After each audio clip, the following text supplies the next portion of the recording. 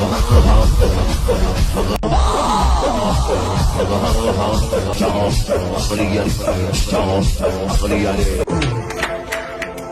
اللہ. السلام علیکم یا مولا عباس، اللہم صلی علی محمد وعلی محمد. آپ کو پتا ہے زندگی میں جب بھی مشکل میں پھنسا ہوتا ہوں تو آپ کے قدموں کو ہاتھ لگا لیتا ہوں، آپ مجھے دودھ میں سے بال کی طرح نکال لیتے ہیں. اب اندازہ کریں کہ ہماری کیسی لاجک اور کیسی عقل ہے. جی جی. وہ اللہ جس نے اعلان کیا ہے کہ اجیب دعوت الداعی اذا دعان، کہ میں ہر وقت ہر جگہ پکارنے والے کی پکار کو سنتا نہیں، قبول کرتا ہوں. اللہ، جس نے یہ اعلان کیا ہے اس کے بارے میں ہمیں شک ہے کہ ڈائریکٹ نہیں سنتا. سبحان اور جو منو سبحان مٹی کے نیچے پڑا ہے، سبحان جس کے بارے میں قرآن کہتا ہے انک لا تسمع الموتى، سبحان کہ آپ مردوں کو نہیں سنا سکتے، جی. اس کے بارے میں ہمیں یہ یقین ہے کہ یہ ڈائریکٹ سنتا ہے. سبحان اللہ، اصل میں یہ عقیدے کی بات ہے. بالکل صحیح. السلام علیکم دوستو، میرا نام ہے حسیب شفقت اور آپ دیکھ رہے ہیں ہسی ٹی وی. اس سے پہلے کئی ویڈیوز کے اندر آپ کو میں یہ ایکسپلین کر چکا ہوں کہ جتنا شرک سنی فرقہ کے چند گمراہ مسلمانوں نے جس طرح سے شیخ عبد القادر جیلانی کے نام پر ان سے جھوٹی کرامتیں منسوب کر کے کھڑا کیا ہے، یہاں تک کہ ہندوؤں کی طرح ان کا بت بنا کر ان کی عبادت تک شروع ہو گئی ہے. مسجدوں میں بھی اللہ رسول کے نام کے اوپر ان کے پیر کا نام لکھ دیا گیا ہے. اور یہ بات آج ایک ہندو کو بھی سمجھ میں آ چکی ہے کہ آج ان مسلمانوں کے اندر اور ہندوؤں کے اندر کوئی فرق باقی نہیں رہا. مسلمان بن گئے لیکن بھجن کے بنا چین نہیں پڑتا تو قوالی لائی، مورتی پوجا کی عادت لگی ہے تو مزار قبر کی پوجا شروع ہو گئی. اب اس کو اگر یہ سمجھ میں آ جائے بھارت کے مسلمان کو کہ ہماری کیول پوجا پدھتی بدلی ہے، ویسے تو ہم ہندو ہی ہیں، ہندو پروجوں کے وانشج ہیں اور ہندو سنسکرتی کی وراثت ہے، ہندو سوبھاو ہی ہم کو ملا ہے، تو سارا جھگڑا ختم ہو جائے گا. بالکل اسی طرح سے اہل تشیع فرقہ کے گمراہ مسلمانوں نے یہ شرک حضرت مولا علی علیہ السلام کے نام پر شروع کیا ہوا ہے اور ایسی گستاخانہ اور بت پرستوں والی رسمیں شروع کر دی ہیں جن کو دیکھ کر فرق کرنا مشکل ہو جاتا ہے کہ ان میں اور بت پرستوں کے اندر آخر کیا فرق باقی رہ گیا. جیسا کہ یہ ویڈیو، اس ویڈیو کو دیکھ کر جج کرنا مشکل ہے کہ یہ کوئی میوزیکل کنسرٹ ہو رہا ہے یا پھر بت پرستوں کی طرح کوئی میلہ، کچھ سمجھ میں نہیں آ رہا. مولا علی علیہ السلام اور حضرت حسین کی تصویر لگا کر ماتم کے نام پر یہاں پر ایک عجیب سا تماشا لگایا ہوا ہے. ذرا ایک لمحے کے لیے تصور کریں کہ ایک تصویر، ایک مورتی لگا کر اس کے سامنے عبادت کی طرح شرک کیا جا رہا ہے. یہاں تک کہ امام حسین علیہ السلام کا ایک بت بنا کر، مجسمہ بنا کر ان سے مدد مانگنا شروع کر دیا گیا ہے. جی ہاں، ذرا یہ ویڈیو دیکھیں. علیکم یا ابا عبداللہ حسین، السلام علیکم ورحمۃ اللہ وبرکاتہ. اللہم صلی علی محمد وآل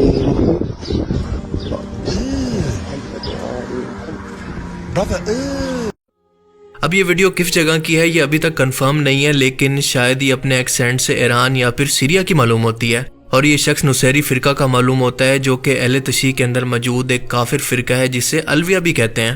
شام کا سابق ڈکٹیٹر بشار الاسد کا تعلق بھی اسی فرقے سے ہے. خود اہل تشیع فرقہ بھی اس فرقے کو اون نہیں کرتا کیونکہ اس فرقے کا ماننا ہے کہ مولا علی علیہ السلام معاذ اللہ خدا تھے.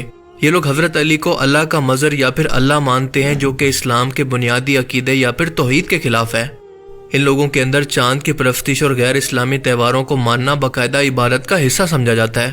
ان کے تہواروں کے موقع پر شراب نوشی اور کفری عقیدوں کے علاوہ یہ لوگ قرآن کے الفاظ کی دو طرح سے تفسیر کرتے ہیں، ایک ظاہری اور ایک باطنی. باطنی مطلب کو یہ غیر ضروری سمجھ کر چھوڑ دیتے ہیں، جس کے اندر نماز، روزہ اور حج بھی شامل ہیں.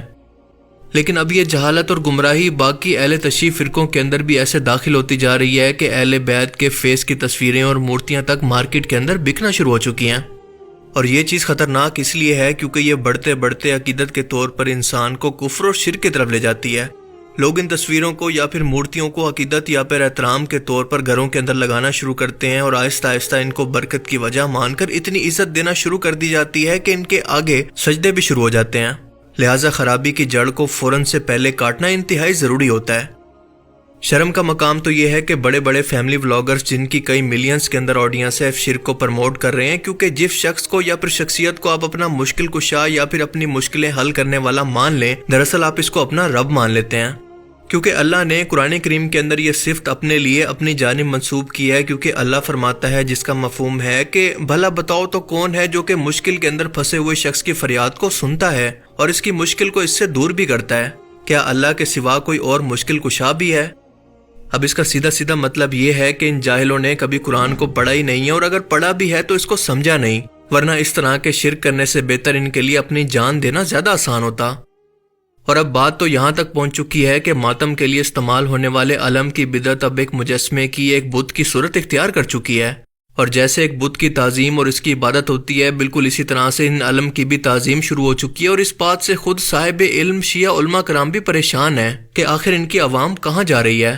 زلجنا تک بات تھی، اب تو دھیرے دھیرے علم بھی مکمل مجسمہ بنتے جا رہے ہیں۔ آج ہمارے ہو رہا ہے، آج باقاعدہ مکمل علم بھی ایک انسان کی شکل میں بن جاتا ہے، یعنی آج علم بھی نکل رہا ہے تو ایک مکمل مجسمہ بنا کر نکالا جا رہا ہے۔ کسی جاندار کا مجسمہ بنانا مذہب اہل بیت پر حرام ہے۔ شیعہ مذہب میں کسی بھی جاندار کا مجسمہ بنانے کی مذہب اجازت نہیں دیتا ہے، جو بنا رہا ہے وہ حرام کام کر رہا ہے۔ اب ظاہر ہے کہ جب یہ لوگ ماتم کو، ذوالجناح اور علم جیسی بدعات کو دین کا حصہ بنا کر لوگوں کے سامنے اس کو ثابت کریں گے تو اس کا نتیجہ تو یہی نکلے گا، پھر یہ شور کیسا؟ اللہ کے رسول نے تو یہ فرما دیا تھا کہ ہر بدعت گمراہی ہے اور ہر گمراہی جہنم میں لے جانے والی ہے۔ اپنی وفات سے کچھ عرصہ پہلے تک بیماری کی حالت کے اندر بھی آپ کو امت سے صرف شرک کا خوف تھا۔ حدیث شریف کے اندر آتا ہے جس کا مفہوم ہے کہ جب آپ کی دو پاک بیویاں آپس میں ایتھوپیا کے گرجا گھر کی خوبصورتی کے بارے میں یہاں پر لٹکی تصویروں اور یہاں کی مورتیوں کی تعریفیں کرنے لگی تو آپ نے بیماری کی حالت کے اندر اٹھ کر فرمایا کہ یہی تو اس امت کی سب سے بڑی خرابی تھی کہ جب ان لوگوں کے اندر کوئی نیک شخص فوت ہو جاتا تو اس کی قبر کو سجدہ گاہ بنا لیتے، اس پر مجاور بن کر بیٹھ جاتے، اور میں تمہیں قبروں کو پکا کرنے سے، ان پر عمارت بنانے سے اور اس پر مجاور بن کر بیٹھنے سے منع کرتا ہوں۔ پر آپ دیکھیں کہ آج امت نے بالکل اس کا الٹ شروع کر دیا ہے، اور یہ لوگ آج کے ٹائم کے اندر اس شرک کے اندر، اس اندھی تقلید کے اندر اتنا گر چکے ہیں کہ اگر آج آسمان سے فرشتے بھی اتر کر انہیں حق بات بتائیں تو یہ ان کو بھی کہیں گے کہ کیا ہمارے باپ دادا غلط تھے؟ کیا تم ان سے بھی زیادہ جانتے ہو؟ اگر آپ کو یقین نہ آئے تو ان لوگوں سے اس موضوع پر بات کر کے دیکھ لیں، الا ماشاءاللہ کوئی آپ کی بات سننے کے لیے تیار بھی نہیں ہوگا۔ اب جو لوگ کہتے ہیں کہ اللہ کے رسول نے فرمایا تھا کہ مجھے تم سے شرک کا خوف نہیں، وہ دراصل جھوٹ بولتے ہیں۔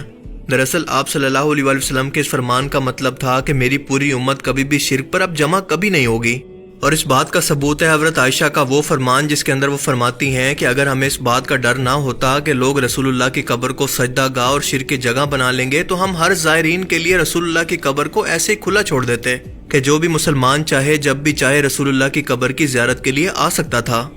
تو اب ذرا بتاؤ کہ اگر امت سے شرک ختم ہو گیا ہے تو کیا یہ بات حضرت عائشہ کو پتہ نہیں تھی؟ آج ذرا آپ تصور کر کے دیکھیں کہ مسلمانوں کے دو بڑے فرقوں کے اندر زیادہ تر تعداد مسلمان ہو کر بھی کفر و شرک کے اندر، گمراہی کے اندر گر چکی ہے۔ ان فرقوں کے مولویوں نے خود انہیں شرک پر لگا دیا ہے، تو ذرا سوچیں کہ دجال ان لوگوں کے ایمان کا کیا حال کرے گا۔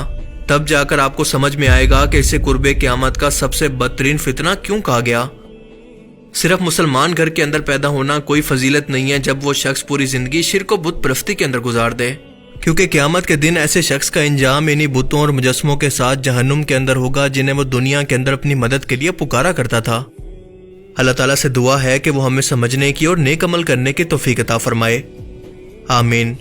باقی آپ اس بارے میں کیا سوچتے ہیں؟ اپنی قیمتی رائے کا اظہار کمنٹ سیکشن میں ضرور کریں۔ And thanks for watching this video. اللہ حافظ۔